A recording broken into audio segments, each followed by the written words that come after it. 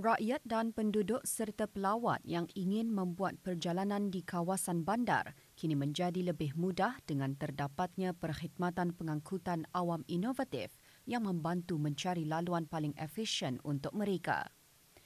Dilancarkan sejak bulan September tahun ini, syarikat pengangkutan tempatan dan logistik sendirian Berhad telah bekerjasama dengan Mitsubishi Corporation untuk mengendalikan perkhidmatan ulang-alik pintar DAT menggunakan kepintaran buatan AI yang cekap. Menerusi perkhidmatan tersebut, laluan ulang-alik mengikuti destinasi yang diinginkan, dirancang dan diselaraskan. Rangkaian perkhidmatan ulang-alik yang ditawarkan pada masa ini meliputi 24 tempat iaitu di kawasan Gadong, Kulab dan Hospital Raja Isteri Pengiran Anak Saleha. Their colleges are within the zone, in the POZ zone currently in Gadong, Kulab and Ripas. So they can go about the locations easier and without driving out, they can share the shuttle with their friends at a very affordable rate. Same time, we're giving them promotion as well for students. And so we're still trying to attract more other demographics, maybe for workers kah, or maybe for shoppers. Respon orang ramai so far menggalakkan juga, ada juga pengguna dari lokal, dari foreigner, ada juga yang makai lah selama ni. Bagiku kira mudah juga untuk perjalanan jarak pendek macam dari Gadong ke Kilap, dari Ripas pun ada juga. So ia macam menjimatkan masa macam payah cari parking PAT ni. Cuaca hujan memberi sumber rezeki kepada beberapa jenis perusahaan, terutama perkhidmatan dobi layan diri. Ia berikutan meningkatnya pelanggan yang menggunakan perkhidmatan tersebut sama ada untuk membasuh atau mengeringkan pakaian dalam waktu singkat.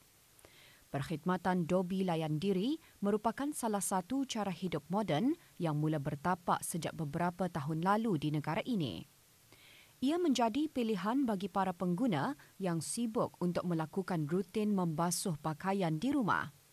Dengan adanya perkhidmatan dobi layan diri, cuaca hujan bukan menjadi alasan untuk tidak dapat mencuci atau mengeringkan pakaian. Yang jelas, kemudahan tersebut menjadi sumber alternatif untuk mengeringkan pakaian setiap kali musim hujan melanda. Mengikut cuaca pada masa ini, sering kali hujan, payah menjamur di luar, so diteruskanlah dikeringkan di sini. Setelah pakaian ni taruh kering, and then it's convenient within like 2-3 minutes dari tempat tinggal. So I just spend 1 jam di sini, and then terus lipat baju and then terus bawa balik lah. This rainy season is busy, especially like after working hour. So the people is come for laundry and dry. Bekarih, belurih, bejarih. 3 perkataan yang selalu kita dengar apabila memperkatakan tentang kegigihan pengusaha, terutama para belia dalam menjalani perniagaan dari awal permulaan perniagaan mereka. 3 perkataan ini juga membuktikan bahawa jika dilakukan dengan betul, gigih dan ikhlas dicampurkan juga dengan minat akan membuahkan hasil yang memuaskan. Ia jelas antara azam dan tekad 2 pengusaha belia tempatan yang gigih membangunkan perniagaan mereka dibantu dengan sokongan ibu bapa menguatkan lagi semangat mereka untuk tidak mengalah dalam menjalankan perniagaan. Sentiasa mencari ilmu baru untuk meningkatkan lagi pengetahuan juga di antara faktor yang membuatkan mereka berjaya dalam perniagaan masing-masing. Selalu menimba ilmu, kira dahaga ilmu inilah, sekiranya ia tertakluk je tu kepada apa yang ia ingin buka. Kalau ia ingin buka di dalam bidang F&B, kalau kafe, kopi, dahagalah ilmu. Kira keep on going lah untuk mendapatkan ilmu baru. Walaupun ada ilmu sudah, tambah lagi ilmu. Dan terus untuk maju ke hadapan lah, pasal belia ni pengganti wawasan yang akan datang. Prinsip saya itu ialah macam jangan gagal mencuba. Saya ingin niat membuka kilang itu untuk memboost ekonomi negara dan mempromo produk lokal dan untuk membuka lapangan kerja untuk anak-anak muda yang mencari kerja. Mendapat idea dari aplikasi media sosial iaitu TikTok, seorang pengusaha tempatan, Dayang Siti Noriana binti Haji Munab, mula memperkenalkan kepada orang ramai donat Red Velvet buatannya. Dijual dengan harga RM10 untuk 10 biji, disertakan dengan sos cream cheese, donatnya kini mendapat sambutan yang positif. Dayang Siti Noriana binti Haji Munab mula menceburkan diri dalam bidang perniagaan sejak tahun 2012 dan mula bergiat dalam penjualan makanan pada tahun 2018. Untuk mengekalkan kualiti produk makanannya, beliau sentiasa berusaha untuk mencari idea dan resepi rahsia bagi mengekalkan ketahanan makanan itu. Pengusaha ini juga berhasrat untuk mempelbagaikan jualan makanannya dengan menjual pelbagai jenis kuih muih dan kek di masa akan datang. Menurutnya, untuk menjadi seorang pengusaha, hendaklah sentiasa bersedia dalam menghadapi pelbagai cabaran mental dan fizikal. Rajin mencari bahan-bahan rahasia. Itulah yang kelainannya sebenarnya. Riana sendiri mencari kelainan itu, mencari sendirilah idea tu. Dicari apa lagi bahan yang perlu ditambah. Alhamdulillah, sambutan itu luar biasa. Sehari itu orang menempah lebih daripada yang Riana limit lah. Sebenarnya sampai Indah menang tangan. Saranan, jangan putus asa lah sebab bisnes makanan ini memang cabarannya memang luar biasa. Satu, memerlukan tenaga yang benar-benar orang 100% lah. Mental dan fizikal itu kita ni mesti kuatkan, and then support lah daripada orang belakang.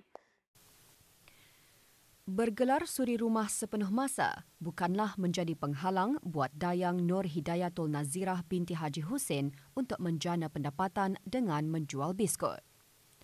Memulakan perniagaan sejak tahun lepas, dia kini mampu membantu suri rumah yang lain untuk menjana pendapatan dengan menjadi ejen jualan. Berdiri atas jenama Royal RVS, Dayang Nur Hidayatul Nazirah juga berbangga atas pencapaian ejen jualannya yang berhasil menjual lebih 19,000 balang, salah satu daripada biskut yang dijualnya. Kini Dayang Nur Hidayatul Nazirah mengembangkan perniagaannya dengan menjual pelbagai jenis kek dan hidangan pencuci mulut. Di samping itu, ia juga mempunyai perancangan untuk menghasilkan beberapa produk baharu. Penerimaan orang ramai sangat baik. Ia menjadi viral, indah disangkalah. Banyak juga ejen yang mahu menjadi ejen, yang mana Zirah fikir nada yang mahu jadi ejen Zirah. Tapi Alhamdulillah banyak yang interested untuk menjual. Idea untuk mengambil ejen adalah untuk memberi mereka extra income.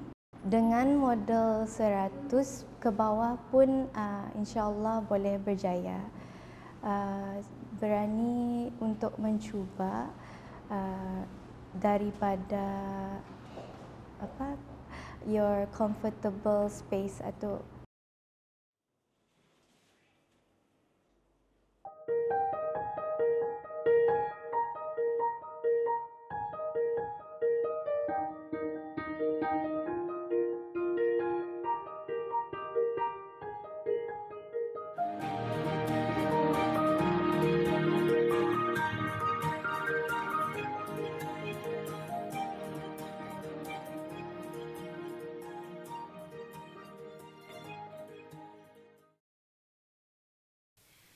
Bermula dengan hanya menerima tempahan bagi gubahan hantaran dan buah tangan bagi sesuatu, kini butik perkahwinan Lailis milik anak tempatan memberikan pilihan bagi mereka yang ingin mendirikan rumah tangga.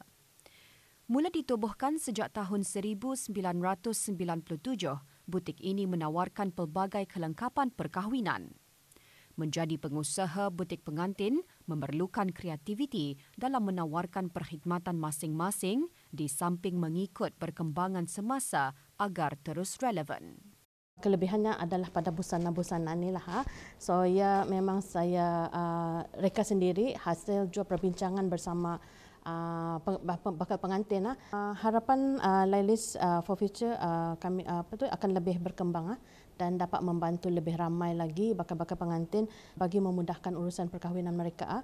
Di samping itu juga Lailis akan terus sustain bertapak dalam industri perkahwinan dan masih relevan dengan kehendak semasa.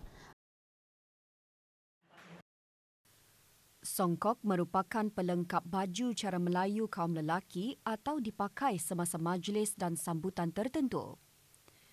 Pemakaiannya begitu sinonim dengan tradisi bagi masyarakat Melayu. Di negara Brunei Darussalam, pemakaian songkok tidak hanya terhad untuk majlis keagamaan, perkahwinan atau sambutan bermusim, bahkan ada yang menjadikannya sebagai pakaian harian, contohnya guru dan pelajar. Di samping itu, pemakaian songkok juga sesuai dengan anjuran Islam yang menggalakkan umatnya menutupi bahagian kepala. Pelbagai jenis songkok dijual mengikut peredaran zaman. Sebiji songkok biasa buatan tempatan dijual dengan harga antara RM25 dan RM35, tertakluk pada bahan yang digunakan. Terdapat songkok yang menggunakan kain tenunan dan jenis rawa di bahagian atas dan harganya boleh mencecah RM80. Ada juga pelanggan yang menginginkan kelainan iaitu songkok jenis kalis air. Kami ada berbagai-bagai jenis songkok mengikut zaman sekarang ini. Tapi zaman-zaman yang dulu tu masih kami kekalkan macam songkok. Contohnya macam songkok beludu. Beludu sama leda lah yang jenis yang waterproof.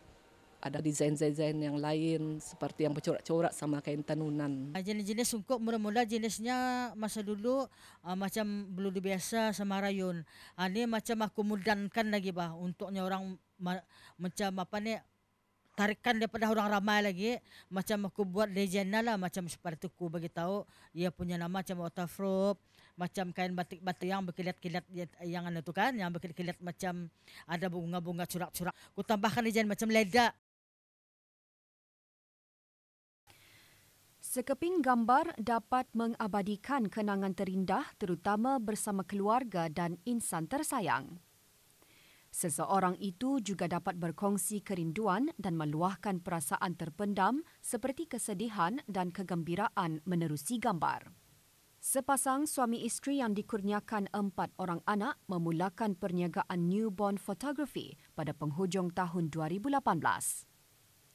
Hampir 700 gambar anak damit telah diambil sepanjang lebih 4 tahun berkecimpung dalam perniagaan newborn photography. Sepanjang tempoh itu juga, pelbagai tempahan telah diterima mengikut tema budaya serta adat. Mendapat sambutan orang ramai, Dayang Siti Nur Amalina telah mengikuti kursus di luar negara untuk mendalami lagi perniagaan yang diceburinya agar dapat memberikan perkhidmatan yang terbaik kepada pelanggan.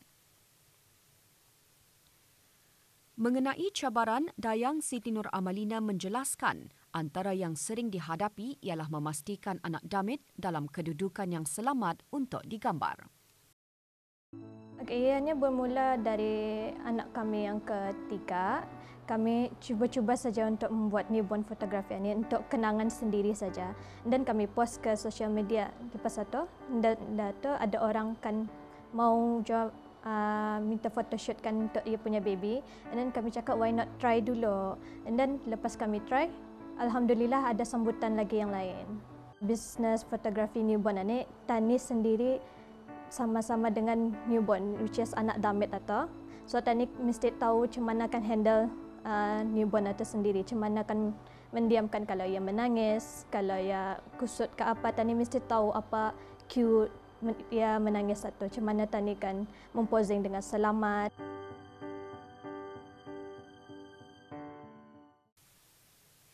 Seni pembuatan tembikar atau porselen kini menjadi tarikan. Teknik tradisional dan moden yang digabungkan menambah lagi keunikan penghasilan tembikar. Keunikan seni tembikar menjadi pembakar semangat kepada seorang pengusaha di negara ini, Adam Deong Chee Huat, untuk memperkenalkan pembuatan seni tembikar.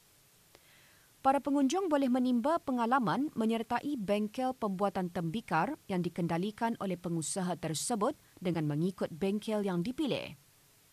3 Fitman Studio mengadakan 3 kelas sehari untuk membuat tembikar tangan, menempah tembikar menggunakan roda dan kraf kaca yang ditawarkan kepada pengunjung mengikut harga yang tersedia. Penghasilan tembikar bukan sahaja menambah pengalaman dalam seni kreatif, malah mempunyai banyak faedah. Rata-rata pengunjung juga berpuas hati menyertai kelas membuat tembikar tersebut.